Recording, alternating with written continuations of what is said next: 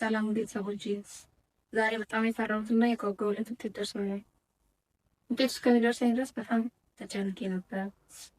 ሰርፕራይዝ! የጠፋውን ወንድሜን አገኘሁትና ለእኔ በቃ ሁሌም ስመኘው የነበረው ነገር ነውና ዛሬ ተሳክቶልኝ ያ ወንድሜን የማግኘት ውጤት ነው ይዤ የመጣሁት። እኔም እህቴን ስላገኘኋት በጣም ደስተኛ ነኝ።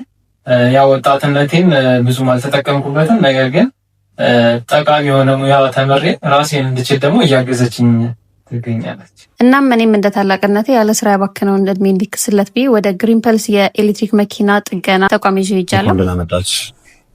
እንኳን ደስ አለሽ ኢክራም፣ ወንድምሽን ስላገኘሽ እኛም ደስ ብሎናል። እዚህ ግሪን ፐልስ ኢቪ የምናፈራው የነገውን ቴክኖሎጂ ተረካቢዎች ነው።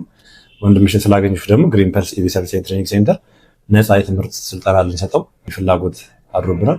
5ኛ ዙር ስልጠናቸውን ጀምረዋልና ሁላችሁም መታችሁ የሙያው ተካፋይ ሆኑ። ከወንታቸው ከስራ አላችሁ